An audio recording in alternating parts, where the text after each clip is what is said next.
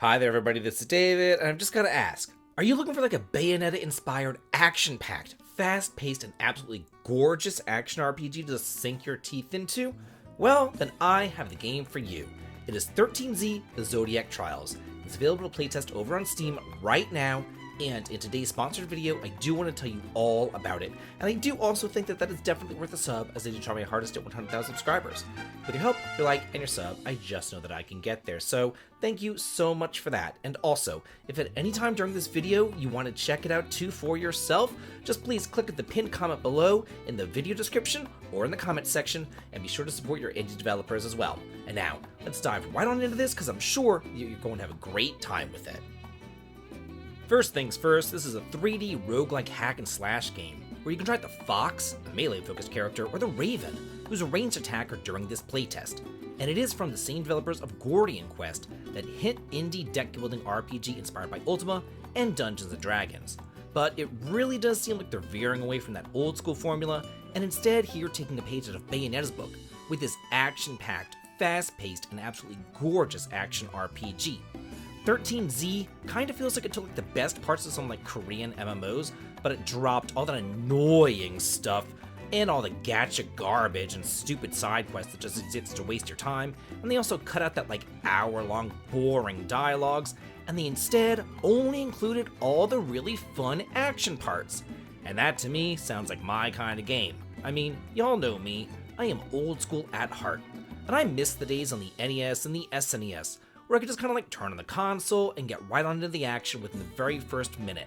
I just cannot tell you how sick to death I am of having to sit around and wait an hour just to be able to play a game nowadays. So let me talk about the story here. Essentially, since time immemorial, the 12 Zodiac Guardians of the East safeguarded humanity's fate. But as time marched on and traditions unraveled and their importance began to wane, so they decided to revive the age-old Zodiac trial to find someone who embodied their powers and their virtues in search of a new 13th Zodiac. And that is where you step in. Because like I said before, you have a choice between the Raven or the Fox for this playtest. However, the launch version of the game will include two more characters, the Panda and the Cat. But here, I'm just going to be showing, the Raven and the Fox because they're the only ones that I can play, and they do play quite differently from one another. But do keep in mind that if you want to, you can play both of them with a friend, because this here is a co-op game, but I have no friends, sad face. Anyway, both of them have different strengths and weaknesses, and are superbly fun to play as. The Fox is like your close-range, fast melee attacker specializing in close-range swords attacks, counterattacks, and perfect dodges. She gets up close and personal with her enemies and slices them to ribbons. The Raven, on the other hand, throws out lethal feathers to eviscerate his foes from afar. There's a ton of stuff to do here with the combat system. You have your regular attacks as well as your secondary attacks, and the Fox's secondary attack allows her to like spiral up into the air and then spin on down, slicing everything in her path, whereas the Raven's special attack shoots out, Raven, who kind of like bounces around the room and continually hits everything that it touches. In addition to this, you have special attacks that you can use continuously on cooldown. The Fox's special attacks summon swords that go in and slice the enemies from all different angles, while the Raven shoots down feathers from the heavens at everything in front of him. In addition to this, dodging is just paramount. Not only does it move through the stage super fast, but if you execute a perfect dodge, that is, move out of the way before a telegraphed attack hits you, you can then get behind the enemy and deal a ton of damage as all time slows down for you. Then there's dashing, which is a whole lot of fun too, because you actually turn into the Zodiac creature while you're dashing. For example, the Fox will actually turn into a fox, and the Raven will turn into a raven. It's a really cool touch.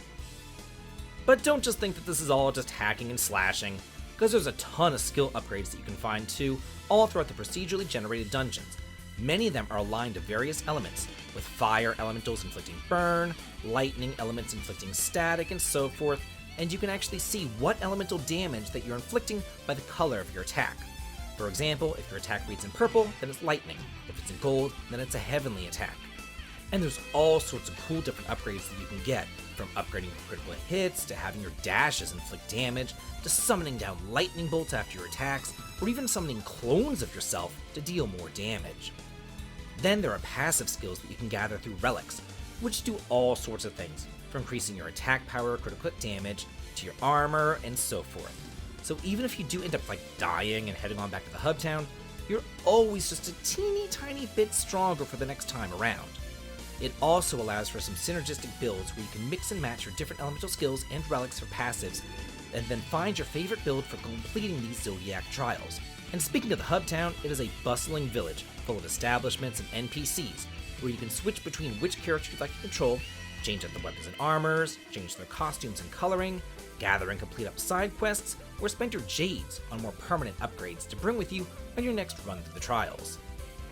Each area that you fight is relatively small, and it is filled with various treasures that you can find, as well as upgrades to unlock after the enemies are defeated. However, I did kind of find myself always looking around for that last one enemy, just kind of circling around through the entire arena and wondering where the final one was so I could finally kill him and move on to the next area. So I did find myself wishing that there was maybe a little enemy indicator, kind of like the crystal in 7th Saga, or even just a little tiny mini-map at the corner with red dots showcasing where the enemies are. That would have been really helpful, and hopefully they will put something like that into the final build of the game. Also, to spice things up, there are monkey trials, which are almost kind of like little mini-games, where you get little special bonuses and power-ups if you make it through a stage without ever getting hit, or if you clear it under a certain time limit. The boss battles themselves are absolutely hectic, and a whole lot of fun, as the enemies all telegraph their attacks to you, and you have to use all of your best skills and know-how in order to defeat them. All told, I had an absolute blast with 13Z the Zodiac Trials, and don't forget, the playtest is now available over on Steam, where you can play it too, and it's scheduled to release later on in early access this year. So, if you enjoyed this playtest and this video, please be sure to leave the developers some feedback and share it with your friends, and of course, add it to your wishlist as well. The link for joining the playtest is in the video description, as well as the pinned comment down below, so do be sure to check it out and support your indie developers. So now, I do want to hear from you. What do you think about this game, and are you going to be checking it out? Let me know in the comments, and let's all talk and chat about it.